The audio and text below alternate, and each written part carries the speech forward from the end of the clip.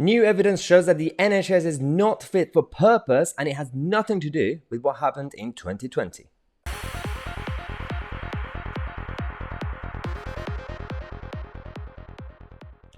Our NHS, the envy of the world, the rainbow unicorn, and all the usual stuff that they spend a lot of time doing, dancing around, delaying treatments, not caring for the process that they're supposed to be doing. The fact that we not only fund their salaries and the whole system, we are the bosses, but we are also the consumers at the same time. And then they pretend that the NHS is free.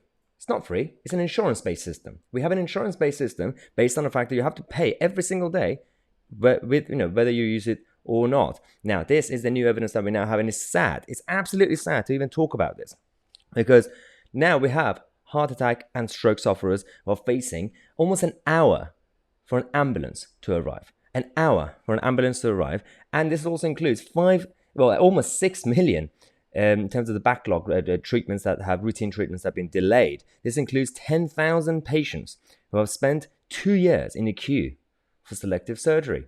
10,000. You do realize how many lives will be lost and have been lost because of this. And all these numbers are coming out. Nothing to do with 2020, nothing to do with lack of funding. The funding has been going up. There's a problem with that. I fully understand that real terms of funding as opposed to all this stuff that's been going on. But in terms of general increase, even if it was flatline, still the same funding, is because the management and the heads of the NHS England and the rest of it, they do not know how to manage the healthcare system. You do not get bureaucrats and government running industries and sectors. This happens. The reason we have the evidence is that we know that an NHS surgery waiting list in England has been going up. Look at in terms of the dates, it's been going up for years and years. It's way before 2020. And this is one of them. Next, we have the average ambulance response time to category 2 calls, 2017 and 2021. It's been going up gradually. Look at the target, that line in the middle. That's the 7-8 minute target that they're supposed to be having. They've been missing it every single year.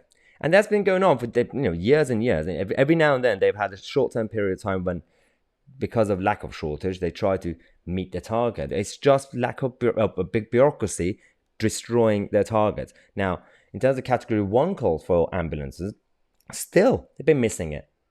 How do you do that? How do you manage to mismanage an industry and then the health secretaries, the executives of the NHS, the head of the NHS England at the time, Simon Stevens, now Amanda Pritchard? How did they get away with it? If it was any other business or corporation, whatever you want to say, you'll be fired by now. But nobody gets fired, and that's the problem.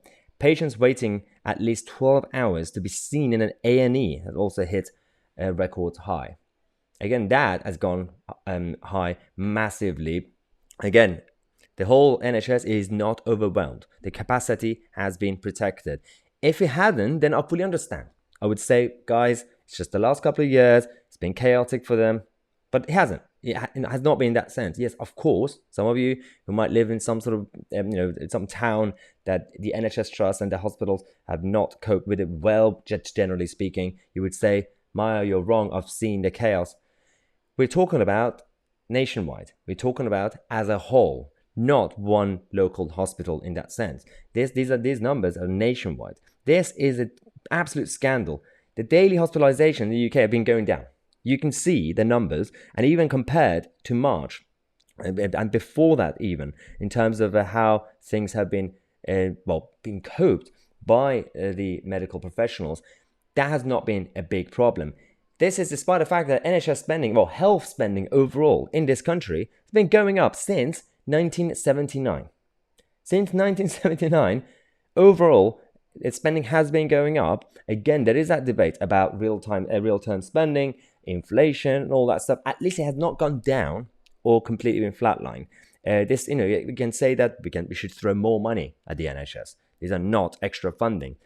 Why do we have to do extra funding? Why can't we have an efficient system? This has to be exposed, and this is why we are here on this channel to give you all the latest on the things that the mainstream media are not telling you. Or if it happens, they'll just simply blame it on, for example, the Tory party. It's not a Tory problem. It's a Labour problem. It's a state problem. All governments, successive governments. Thanks again for watching. Subscribe to the channel. Click on the bell next to it. I'm Tousi, and we are the media.